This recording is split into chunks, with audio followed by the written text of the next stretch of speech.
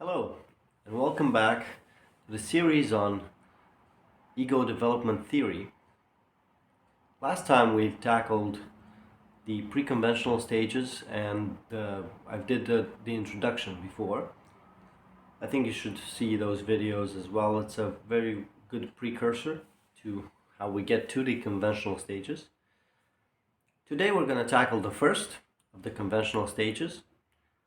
It's three of them, so I will probably do separate videos for each of them, as I want to cover most things in them, as they are about, I think, 80% of the adults are in these three stages.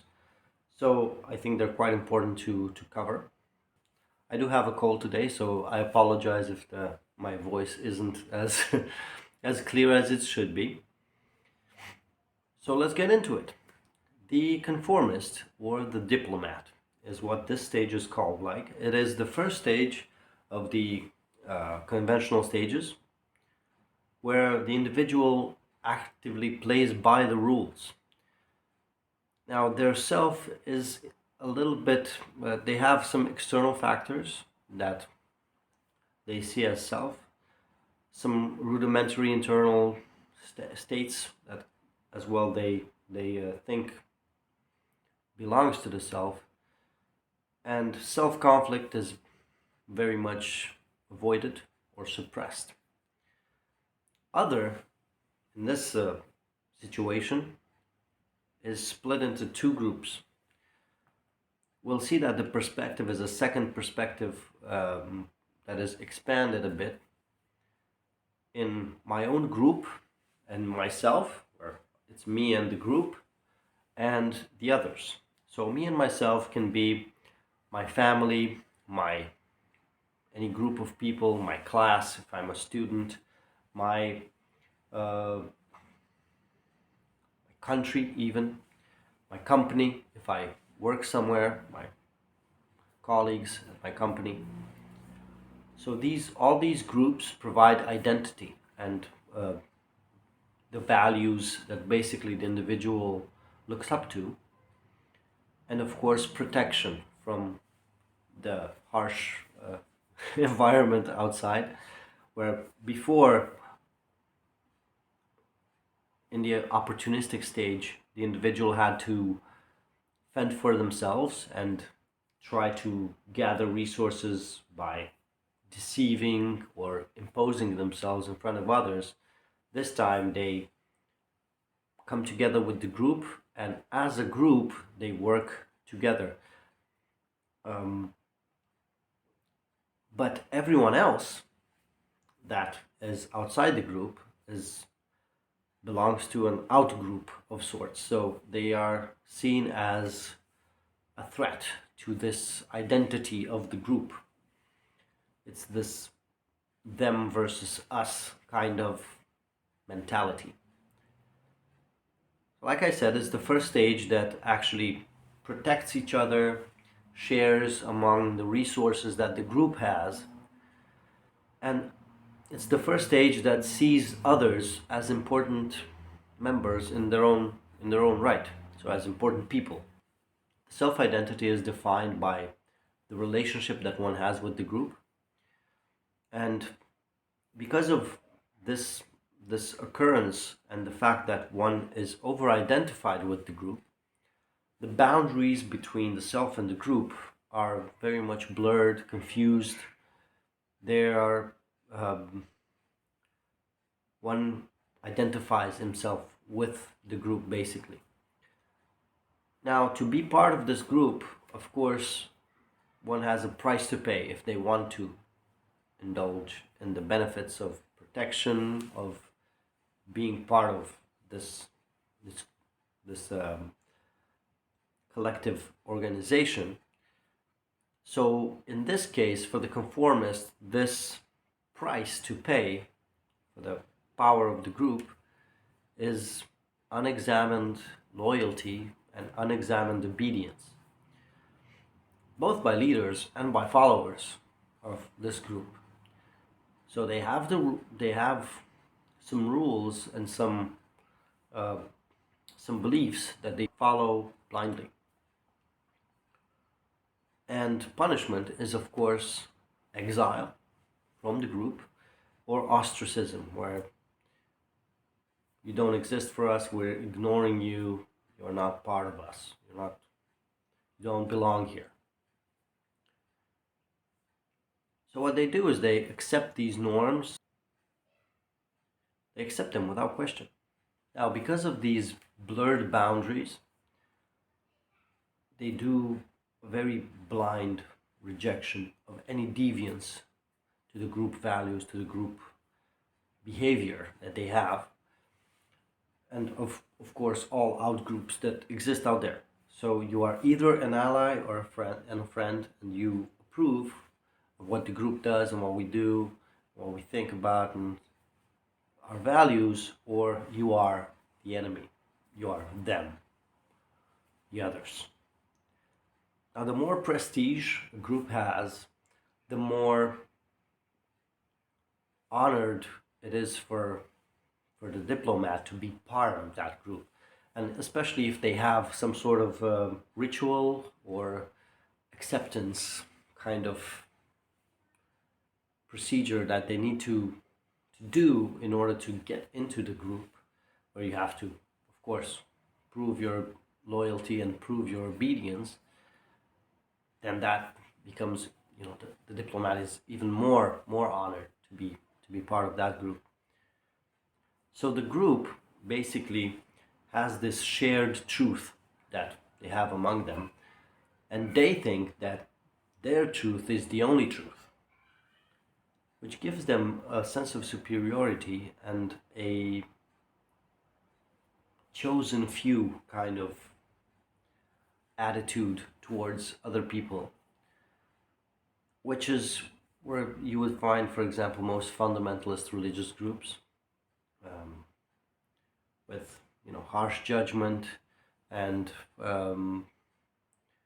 it's quite hard for them to understand, for example, that there are other people in other groups, such as this one that they're part of, that believe just as fervently as they do that their truth is the only truth. So yeah, it's kind of hard for them to wrap their head around that. They are very much for tradition and status quo. Don't rock the boat. Everything is going according to plan.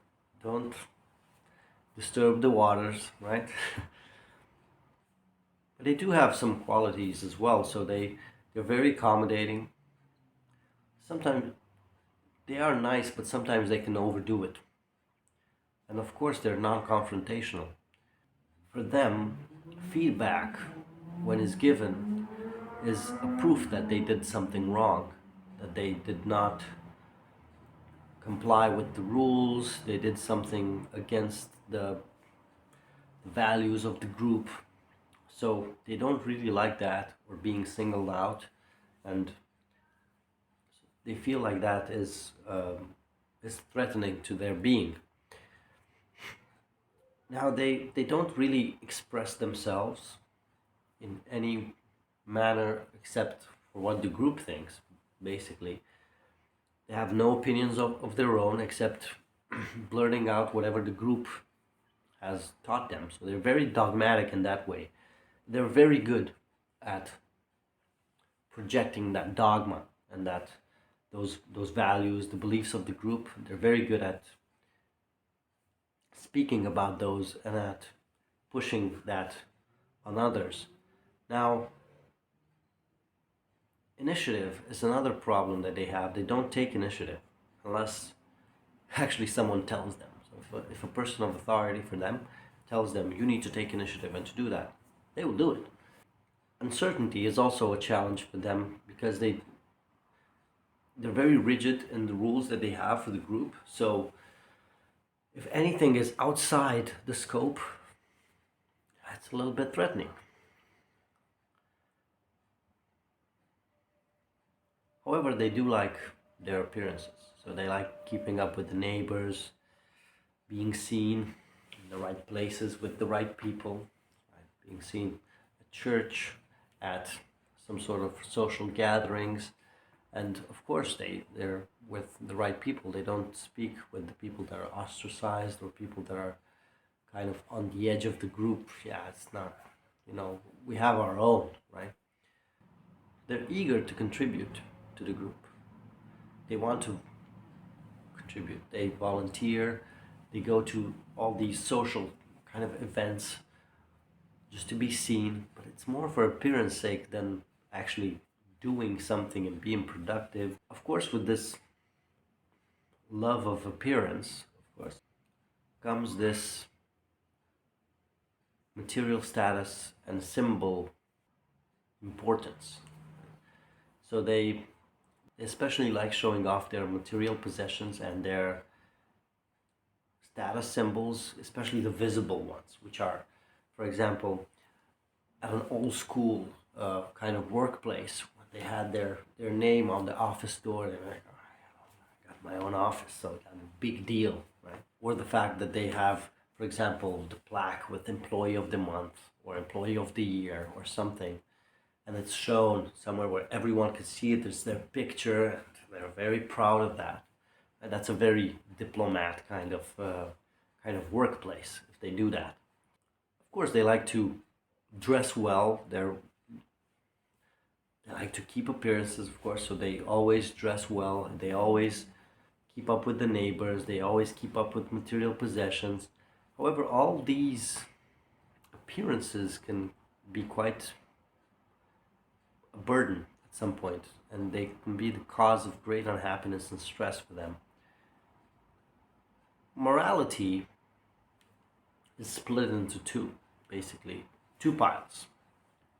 Either things are good or things are bad. So there's no in between, no shades of gray.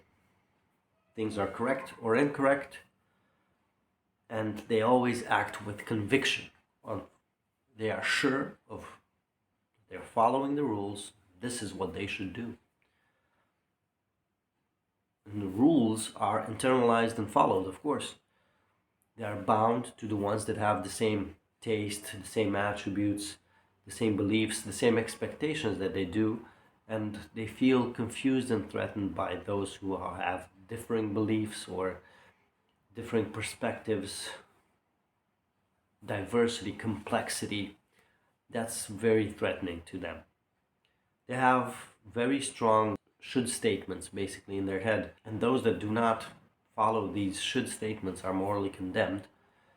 Negative feelings, such as the ones that are seen as negative feelings, like aggressive feelings or deviant kind of sexual feelings, they're all denied and suppressed. Just for the fear of rejection, just so the group doesn't have anything to kind of nitpick about me, and maybe they'll kick me out. Right? I want to be here. I want to be safe, so I'll do whatever they tell me to do. Socially, they're very, very nice.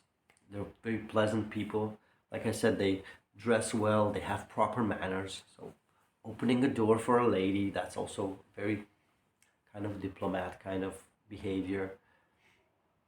Eating right, with holding the fork in a proper way and placing the fork on the proper side, not having a proper place it. So that's very triggering for them. They also have this value a lot in neatness, appearance, of course, orderliness, cleanliness of spaces. So their house appears clean, right? At least. And of course, the office, the same. It has to be clean. Everything has to be according to the rules stated.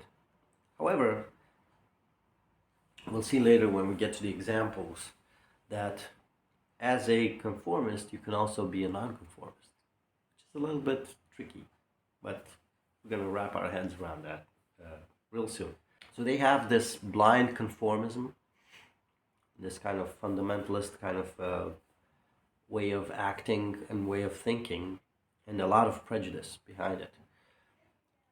There is a lot of aggression towards self, a lot of negative affect, a lot of disappointment. However, it's all covered up by this overly positive and enthusiastic manner of acting, which turns this "I hate you" kind of attitude, right? You don't like someone, you won't, but you can't do anything about it because it's against the rules of the group. So all this anger and these disagreeable feelings are suppressed and actually turned other way around. Be like, oh, I shouldn't feel this way. Maybe they they'll see that I do this and they'll kick me out of the group. So maybe they hate me. So yeah, they rarely are aware of their own feelings, and which reminds me of basically the classical story of depression. For example, Robin Williams, or some great people that have gone through depression, and they hid it so well when you think about it. They were always happy, joyful, cheerful, projecting out this overly positive enthusiasm and positive feelings, while inside it was quite dark. They have no way of coping with that. They do have some coping mechanisms, though. One of them is projection. So they imagine other people living, thinking, wanting, feeling the same things as they do, even if it's not true. But that's what they imagine. So they project their own perspective on others.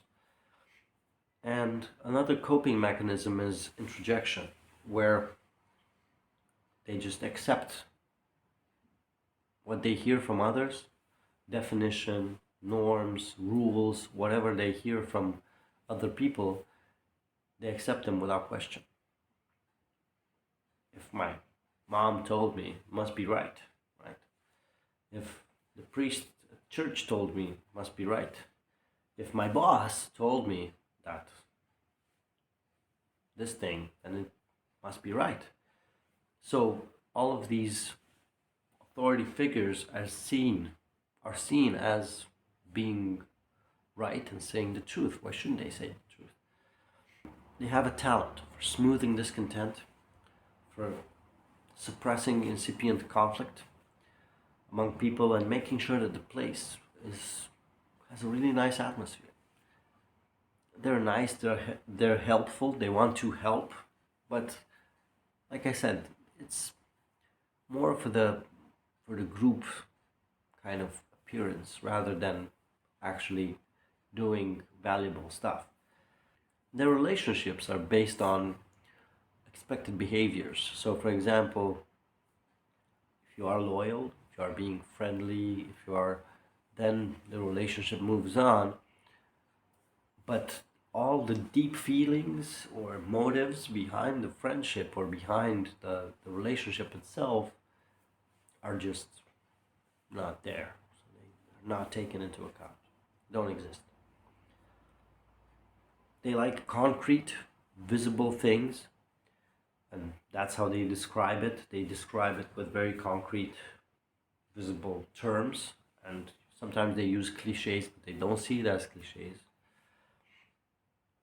And the inner feelings that they have are very stereotypical and predictable. Like I said, they value appearance a lot, status symbols, material possessions, reputation among the group, of course, prestige. Social acceptance, of course, is a big thing. Because of that, they're not likely to ask for feedback. It's more when they receive it, they also see it as a, like I said, they see it as a threat, as, oh no, I've done something wrong, right? And their sense of self-worth is dependent on the approval of others. And if they do not fulfill those shoulds or oughts that are in their mind as rules, as the norms of the group, there is a crushing sense of shame and embarrassment. And I think you can already think of an example for that. We'll talk about it in the examples part of the video. Their main anxiety is being cast out,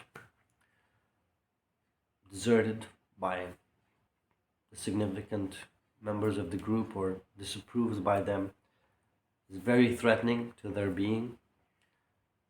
And the problems that they have are usually either denied, relabeled, or just washed away. I never mind it, well, if you think about it, it's not that bad. If you look at the bright side, come on, it's not that bad. If the problems are too complex, they always ask a superior what they should do, because if it's not part of their rules, it's quite hard for them to comprehend what they need to do. Don't take initiative, so they ask someone else. Conflict becomes too overwhelming for them, so they avoid it, which is kind of a challenge for people who still think like that in the world of today.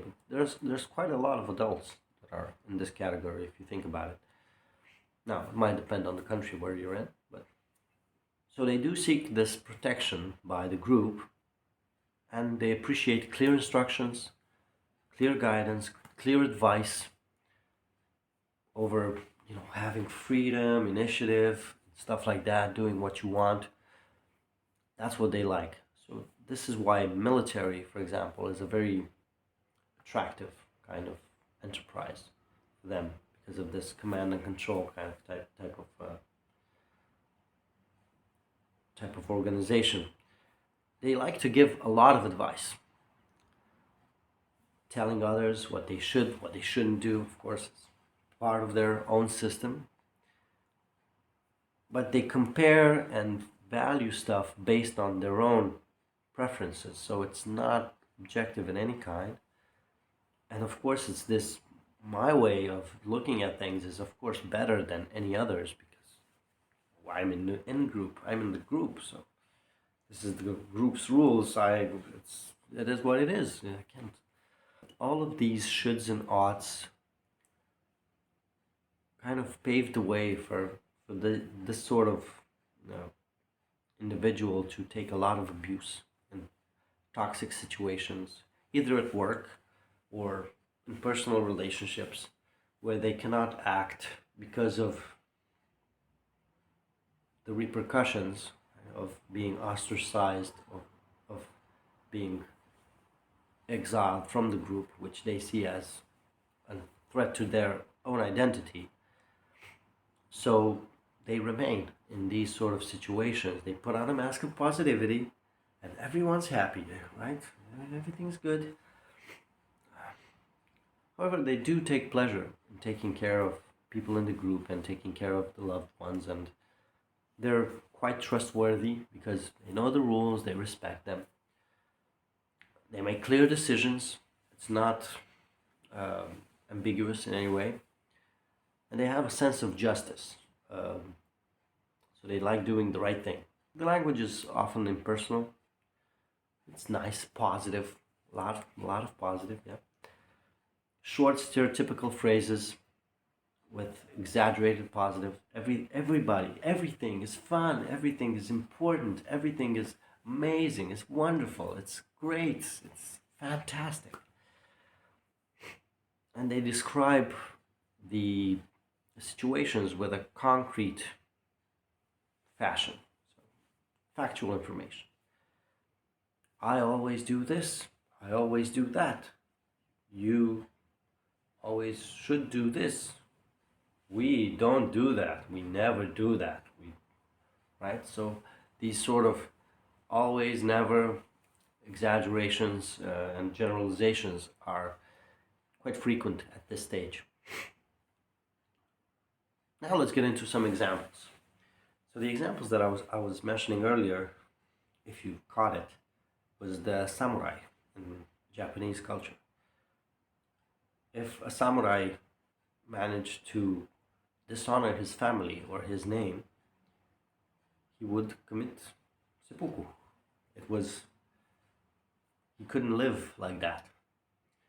That is a very diplomat, conformist kind of behavior. Of course, there's a lot of cultures And a lot of examples we could give. For example, even the Indian caste system is a good example here. The Roman Empire, even the Republicans in America, those are in this category. Nobility as itself, as a concept, is very, very much like this. Manners, right?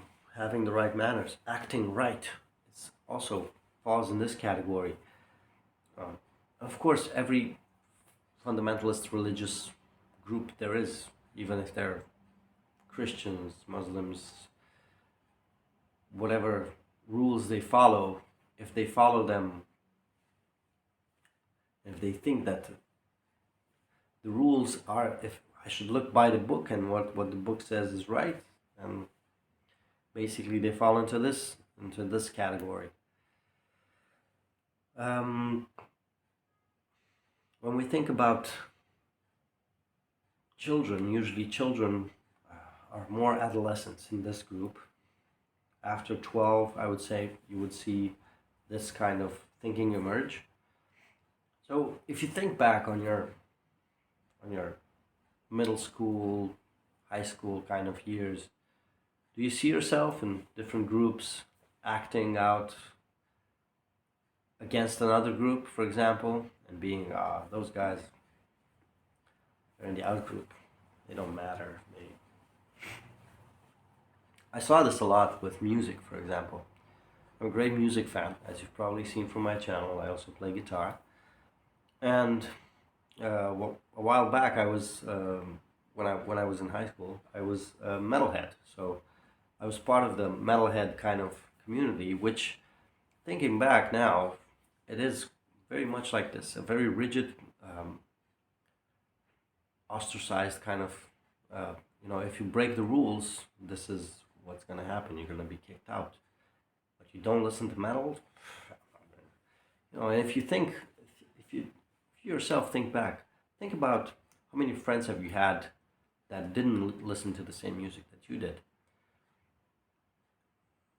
In this case, I think even as they grow up, metalheads start to indulge more and more in this stage, where they stay here because they like the elitism, right? They're the elite here, and they like especially prog stuff, for example, where it's very technical. So they see, it's a superior form of music, so they act superior because it's part of their group and part of their preferences. And of course, they ostracize others. So that's what I meant when I said even misfits or non-conformists, like the punk rockers, for example, are also a group of conformists. So when you think about it, also conforming to the rules of being a punk rocker.